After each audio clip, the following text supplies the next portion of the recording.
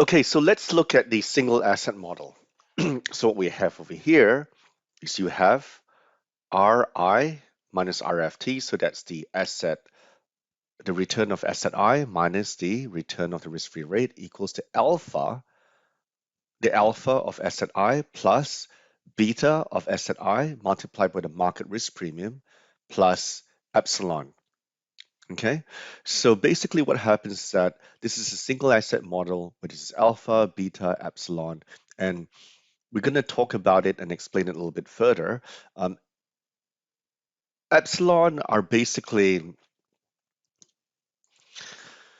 so usually epsilon denotes the error or like random errors for measurement. So when we actually have a single index model, the actual coefficients that are really important to us are the beta and also the alpha. So the firm specific effects are given by alpha plus eta, which is basically the epsilon over here. So the alpha is usually the constant and epsilon are the random innovations, and the long term or the expected mean of epsilon is usually 0. So usually if we want to test out the capital asset pricing model to actually work out whether it's true or not, we actually have to make sure that in our equation, okay, that alpha equals to 0, and that what happens is that the expected return on asset I is equal to the beta multiplied by the market risk premium. Okay, so if the CAPM is true, then in this equation, alpha must be 0, and the expected return on the asset I must be equivalent to the beta of the asset and the market multiplied by the market risk premium. So firm-specific effects are independent of market effects. So basically what happens is that the covariance between epsilon and the market return are 0. So what happens is that this is known as single index model, and we can actually estimate the parameters of this model using a simple linear regression.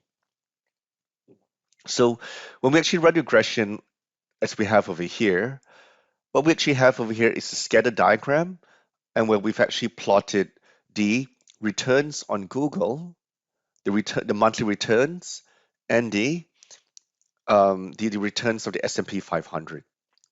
So in this case, our asset I is Google, and these are excess returns, which means that the returns we plot here are in excess of the risk-free rate. Okay, and the excess rate return over here is the S&P 500 monthly returns in excess of the risk-free rate. So this is a scatter plot. We've actually plotted out the returns of like what the S&P 500 and what Google will look like on different dates. Okay, so what we actually see from this scatter plot, okay, that we can run a regression, and this is the Google security, the Google security line, right? Well, we've drawn a line across the scatter plot. Got it. Sorry. It looks like am I smart? So when we talk about the epsilon, these are the error terms. Okay, so basically what happens, this line over here is a line of best fit, which actually goes through the scatter plot to capture the relationship. Okay, and we will actually look at how we do regression. It minimizes the squared errors between the line and all these different scatter points over here.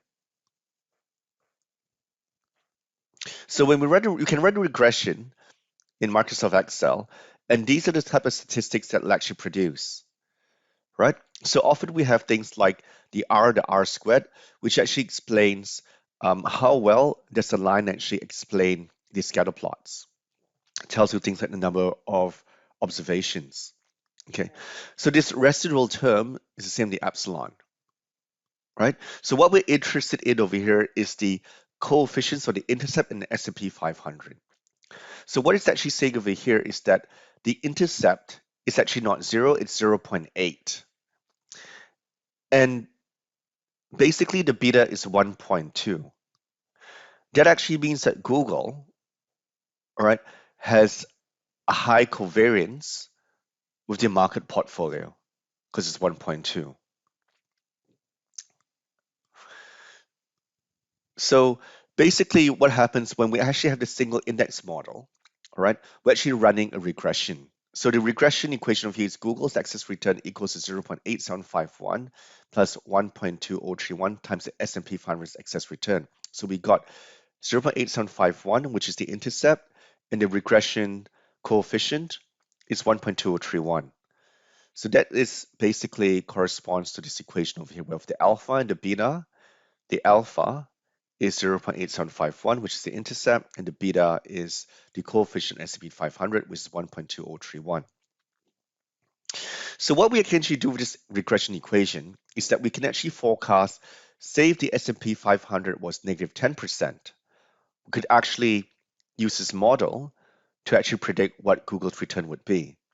Because what happens from the regression actually shows that there's usually an alpha of 0.8751 plus this beta coefficient multiplied by the S&P 500. Likewise, if the S&P 500 was positive 10%, then we can actually put 0.1 in here and actually work out what Google's excess return would be. So in the single index model, as mentioned, we have the return of asset I equals the alpha asset I plus beta of asset I times the return to the market plus epsilon. But on average, epsilon, the error term, is 0. Okay, what we also want to point out is that the variance of asset I equals to the beta squared multiplied by the market variance plus the idiosyncratic risk of the variance between asset I and epsilon. Okay, if we look at the correlation between both assets I and J, we actually have the beta of asset I, beta of asset J multiplied by the market portfolio. So these are basically the important formulas which you'll have, which are an indication of risk in a single index model.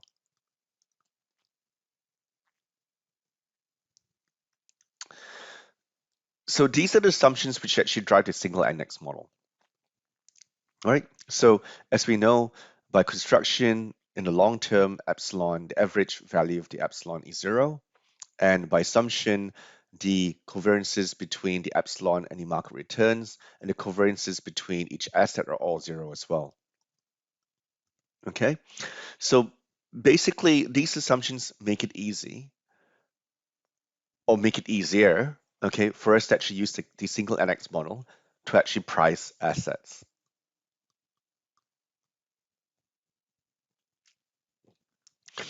So if you want to actually look at the covariance of returns of stocks, right, this is actually similar to the covariance equations that we had previously. Okay, well, if you look more carefully, this is the return of asset I minus risk rate minus the average of the asset I minus the average of risk-free rate, and this is the same for J. So we actually break this down into the CAPM, where this becomes alpha plus beta times the market risk premium plus epsilon, and likewise for asset I as well, looking at the average. When you have this hat, it's always the average. Okay, followed by the equations for J. So these are the equations for I, these are the equations for J. So what happens after that, we can actually break this down and actually by multiplying throughout beta MRM, over here, we actually take it out over here, and we should take the epsilon values, they minus the long-term averages. So these formulas are just really trying to actually break down for you what the covariances are of the returns of stocks I and J, that they really correspond to the multiplication of the beta covariances plus beta multiplied by the long-term excess market return, and the rest of these like the epsilons over here as well. So basically, I wouldn't worry too much about the math over here, because basically these parts of the single index model won't really be assessed in the examinations, but it's just to actually show you the definitions and the assumptions of the single index model. What we actually more focus on is the pragmatic use of how we can use the CAPM to actually price risky assets. And the whole point we're trying to point out over here really is that the covariance between two assets are really, when it comes down to it, the covariances of each asset I and J and the variance of the market. So we have all these complex formulas because we just want to point out that the risk of these two assets are really the beta covariances of these two assets with the market variance. So this goes into more detail about the covariance of stocks. And what we actually see, if I equals to J, which over here, we actually assume that we had two different assets. But now if I equals to J, then what happens is that the variance of asset I equals to the beta or the covariance of asset I with the market portfolio plus the variance of the epsilon terms, which we can denote to be 0 in the long run. So what we actually see from the single asset model is that we have two sources of risk. One is market risk or systematic risk, and one is specific or unsystematic idiosyncratic risk. So we should be compensated for all market risk that we take, but we should not be compensated for any firm-specific risk. So basically, the covariance between any two securities can be estimated if we have the beta for each security and the variance from the market index as given by this equation over here. Because ultimately, what we're saying is that all these securities, individual securities, belong within the market portfolio. So surely, if we had the covariances of each asset with the market pool and the market portfolio itself, we can actually find out the resulting covariance between the two different assets. So the Markowitz parameters for the optimization for 100 stocks means you would have 100 means, 100 variances, 100 betas, and you would have, 3 times the market risk premium information over here, right? So if you had to optimize a portfolio for 100 stocks, you would have about 303 parameters to estimate. So we go through a quick example over here. Okay, so let's actually look at a quick example, okay, how you calculate like the risk of A, the risk of B, and the covariance between A and B.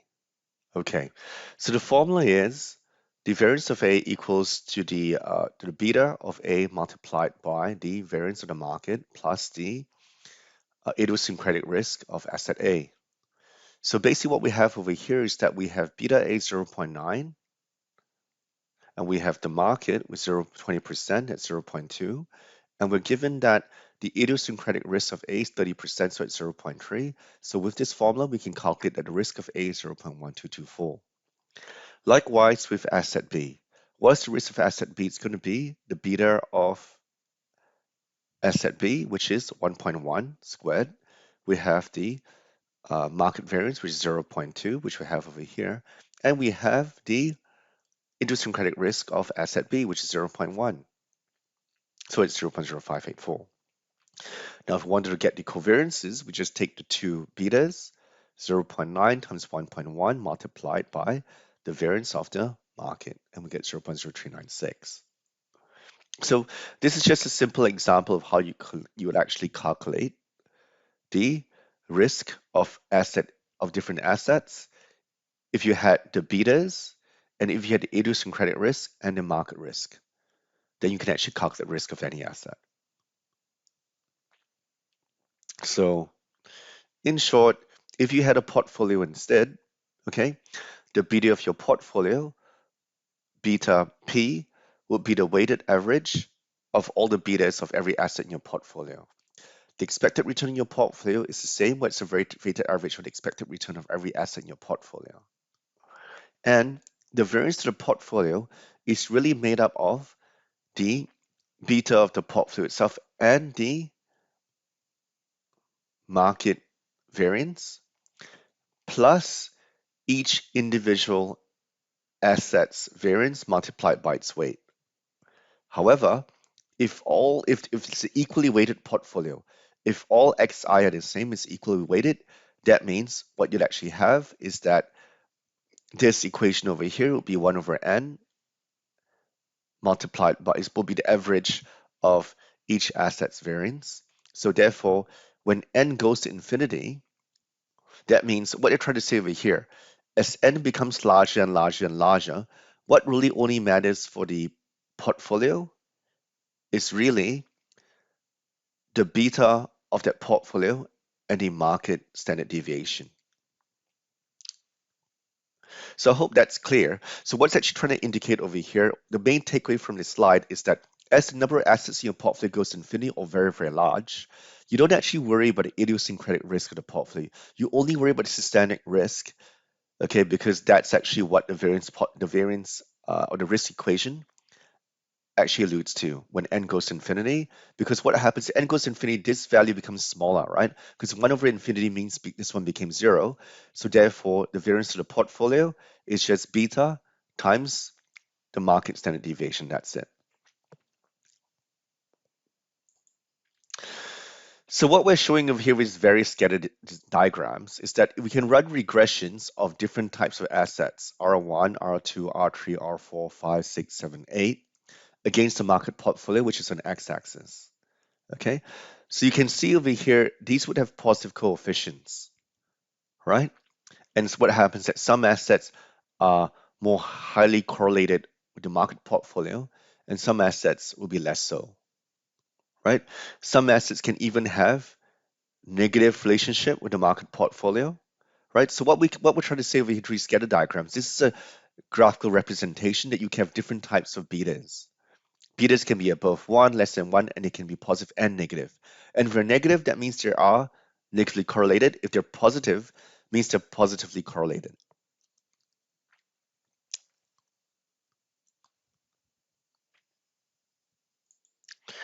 Okay, so what we're going to also do with these scatter diagrams, we'll try to answer a few quick questions.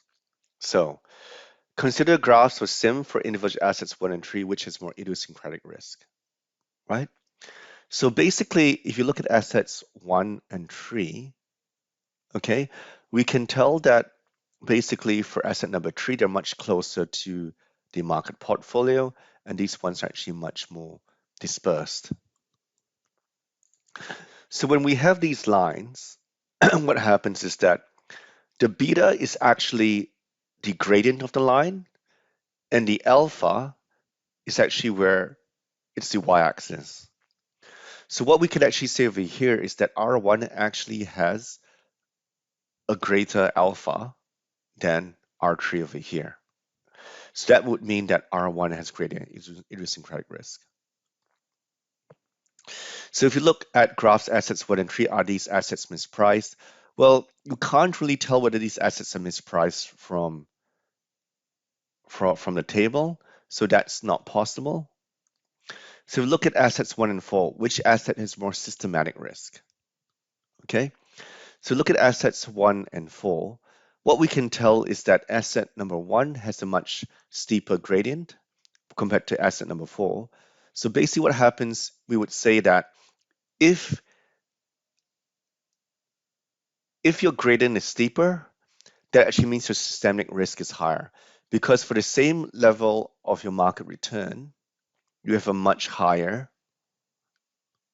return on R1.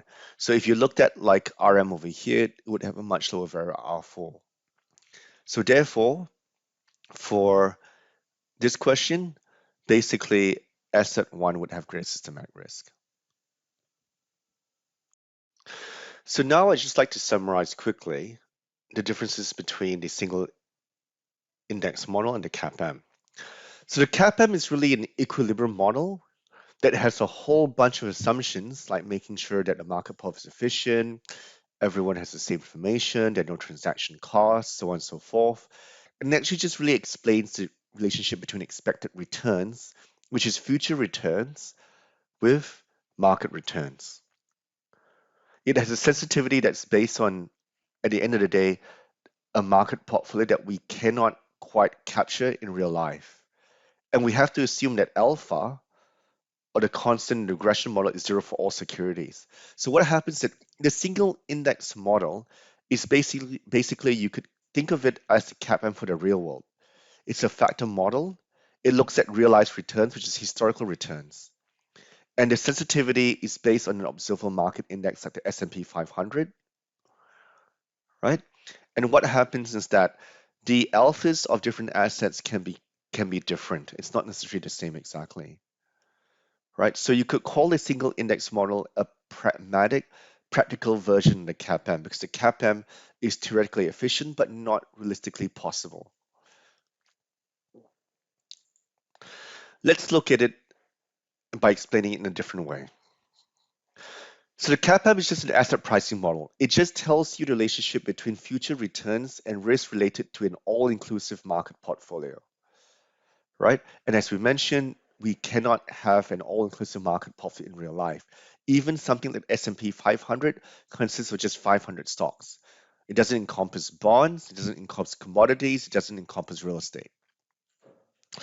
The single index model, the SIM, is a factor model that specifies the relationship between future returns and risk relative to an observable market index. So it's like the CAPM but applied to the real world, right? It's rooted in the CAPM, but it's how we actually apply it to the real world.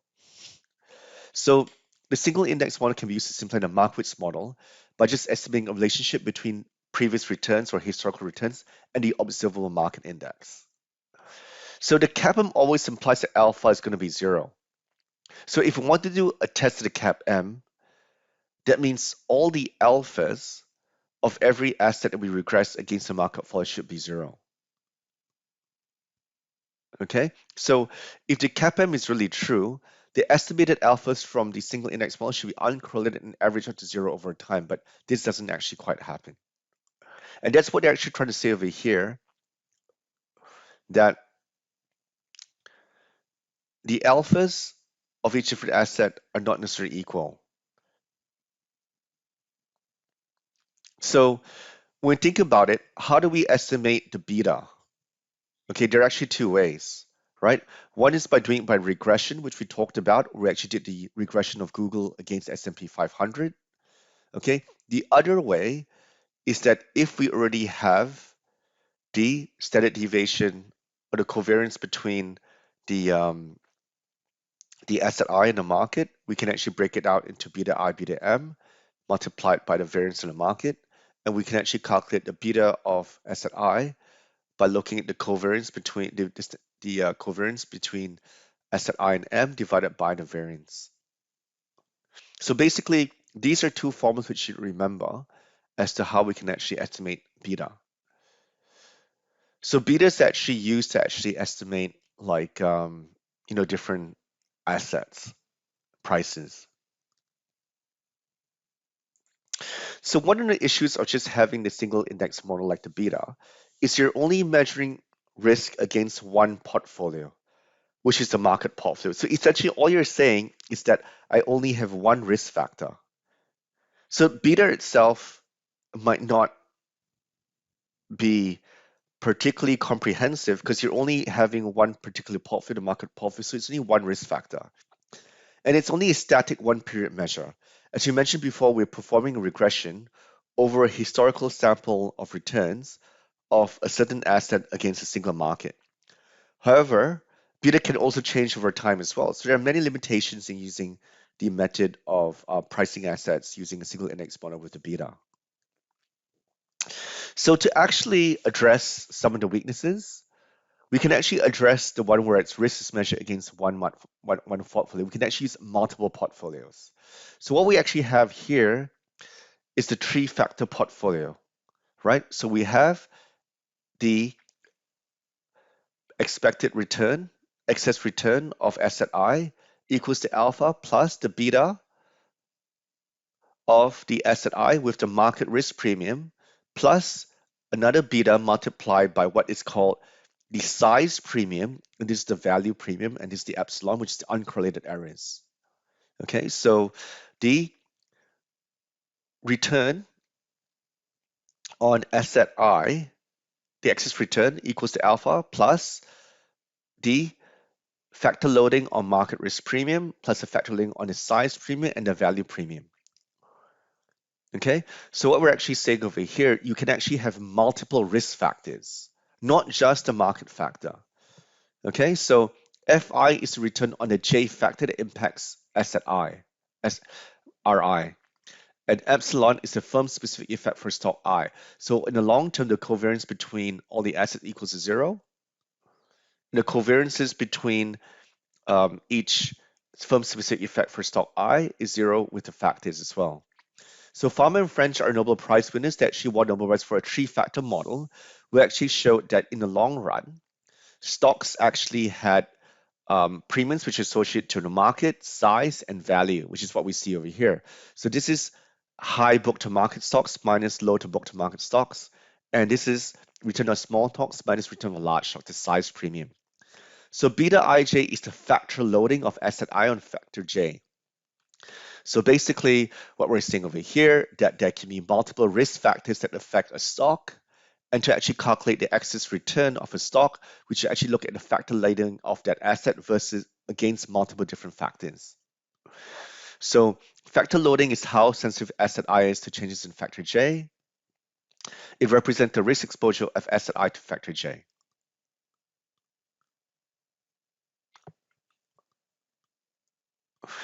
So let's look at decomposing risk. So if you look at it this way, the total risk of a stock is given by this equation, right? So the first component is really systematic risk associated with factor movements. Because we actually mentioned over here that we actually use like factors where I is the stock, and you could say that over here that things like K are going to be your factors. Okay, and this is actually how it would look like if we expand the formula, where we can actually see that it is actually the beta of each asset's risk plus the covariance of each asset times their betas as well. Okay, so the second component, which is over here, is going to be the firm-specific risk. So if the factors are all independent, then this is actually what you'll get in terms of the equation. So we always try to decompose the total risk of a stock into its systematic components and its firm-specific components, and the systematic risk is associated with the factor movements. So this is just a little bit more complicated when you actually have multiple factors. But we're just pointing out that the main difference between a multi-factor model and the CAPM or the single index model, okay, is just that your systematic risk this time is associated with multiple factors, whereas with a single index model, there was only one factor, which was the market. And the firm-specific risk still remains the same. So there are many, many different types of risk factors, right? So Farmer and French only talk about the three-factor model, which is market risk, size risk, and basic value risk. For Chen, Roll, and Ross, they actually looked at other different macroeconomic factors like industrial production, expected inflation, unexpected inflation. In fact, there's a whole bunch of research which actually goes into multiple different types of risk factors. We also have an article which is associated, which is actually listed in the weekly slides, not weekly slides, sorry, in the weekly resources, which actually talks about risk factor investing. So we can look even further. So BARA is actually an industry grade model where they have 39 different types of risk factors, where it encompasses things like accounting statements, earnings growth, volatility, book to market, price earnings ratios, and even other factors like volatility, momentum, trading activity, lots and lots of different factors. In fact, when I was working in BlackRock, I actually also worked on their risk factor model, which was called Be Free. I recall that it was BlackRock Factor Risk Equity Model. That was what the name of it was. And that was actually to compete against the Barra model. Okay. Other famous academics have actually looked at factors such as the business cycle, interest rates, investor confidence, and different types of inflation. To summarize, this entire lecture was really might have been quite complicated for some. So I really recommend you guys to read like the textbook to get a better understanding, or also to watch the different videos that have actually attached to the digging deeper section of each week's web page. So the main takeaways: CAPM is an equilibrium model, single period. It's focused on expectations, which is the future. It really looks at excess returns being determined by sensitivity to the market risk factor, which is beta. So it was a theoretical foundation of the fact that you could actually understand excess returns for any asset by its sensitivity to the market risk factor.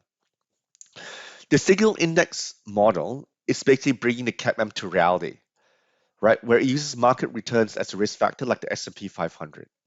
It shows how you could decompose total risk into systematic and idiosyncratic risk. And it's a simplification of the CAPM to bring it to the real world. Multi-factor models, on the other hand, account for the fact that in the real world, there can be many risk factors like size, value, market, inflation risk. And basically what happens if you want to have a more comprehensive risk model, we'll actually run each asset and run the regressions against multiple different factors, work out what individual betas are, and try to price it in that fashion. With that, that pretty much ends our lecture for today, and hope you enjoyed understanding more about CAPM and SIM. Please do read the associated like textbooks in terms of looking at, let's see, chapters 6.5, 7.1, 7.4 to have a better understanding. And I also highly encourage all of you to actually look at the videos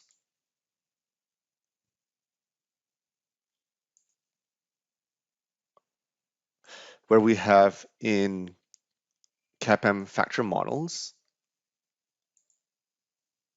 we have notes,